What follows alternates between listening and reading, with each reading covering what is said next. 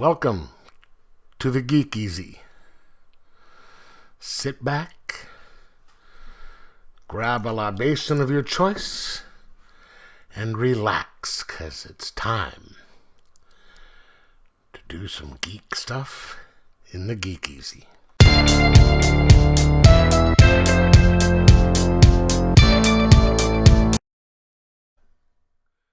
Welcome to the Geek Easy, fellow geeks. Grab a beverage of your choice,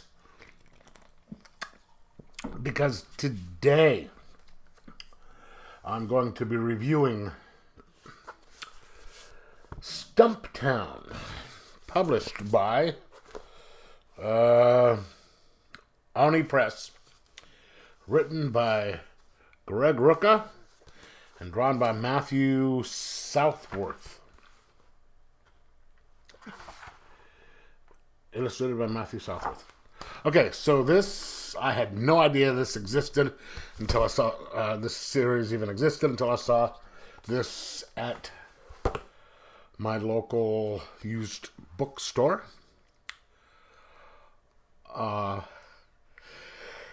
Used credit to pick it up. It is basically, you have Dex Parios. She is a private investigator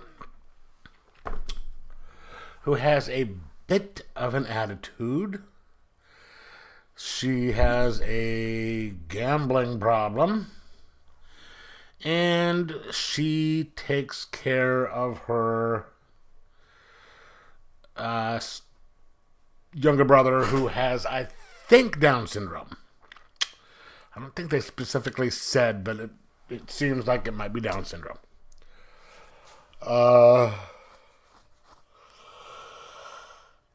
So you starts out with her kind of facing off with a couple of thugs. They shoot her. She goes off the bridge. Goes back to about 29 hours before, where she is shooting craps in an Indian casino in Portland. And she loses again. So she's like $18,000 in debt. Probably just not from that game, but she's almost $18,000 in debt to the casino. And she's brought up to the owner's office, or the head honcho's office, who she knows. And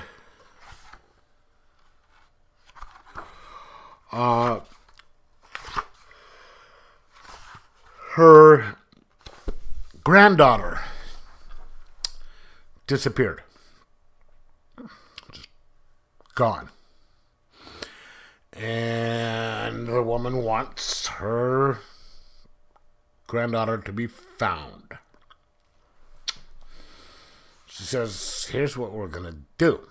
You waive your fee, you get my granddaughter back, and the debt is wiped out. And Dex was like, yeah, well, what if I say no? It's nice of you to give me a choice. He goes, well, yeah, you have a choice. You can waive your fee and find my granddaughter, or you could start paying back $17,000 something or other dollars when you have $69 left in your savings account, no job, and yada yada yada. So obviously she has to go and do it.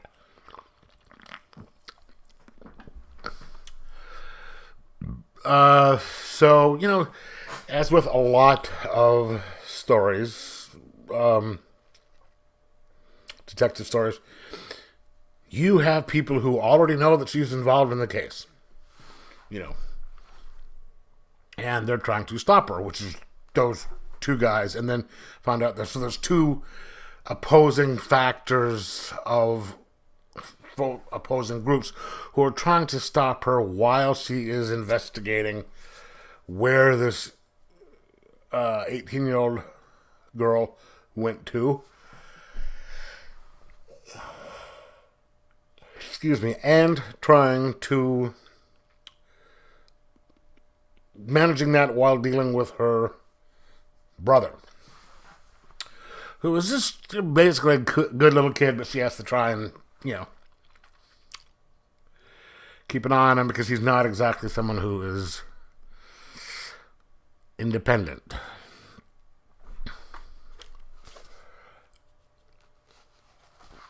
One thing I do like is her relationship with him, because I do know a guy with special needs. He's not Down syndrome. The guy I'm friends with is autistic, so it's not the same, but they're kind of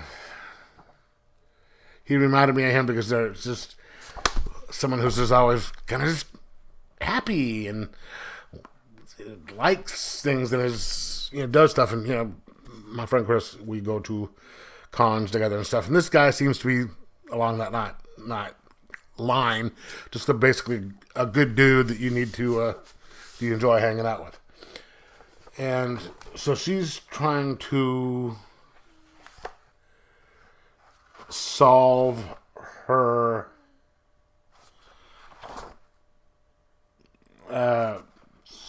this disappearance while dealing with the people who are out to get her. Obviously, she survives the because she was wearing a bulletproof vest. I mean, that's not really giving anything away, because she's narrating the book, so you know that she survives. If she's narrating the book, she survives, or at least that attempt, anyway.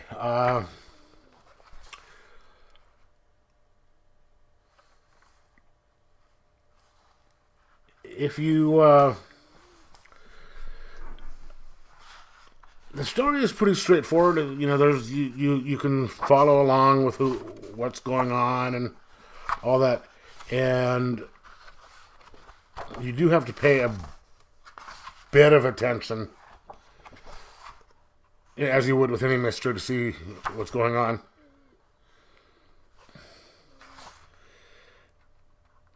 But I like the way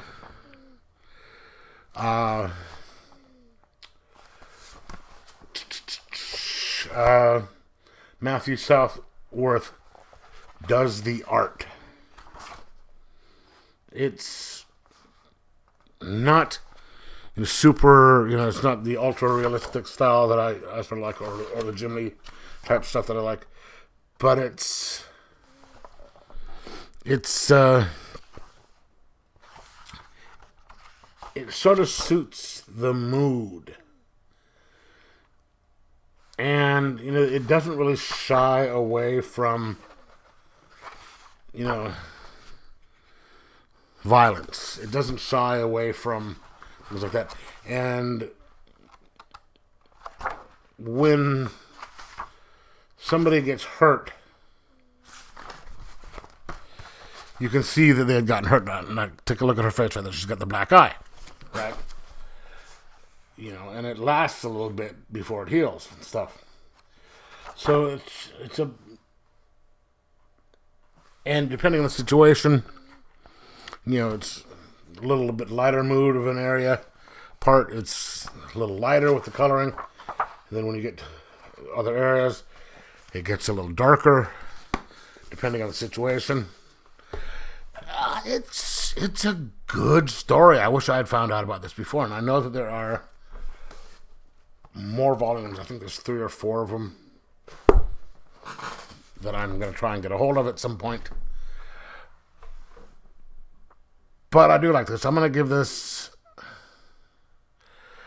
a 4 out of 5, and just recommend it because it is a good book, and it was fun to read, and not something that'll take a long time to get through. It's only 100-something, almost 200 pages, and some of them are there's extra stuff in the back right here, and some of them are just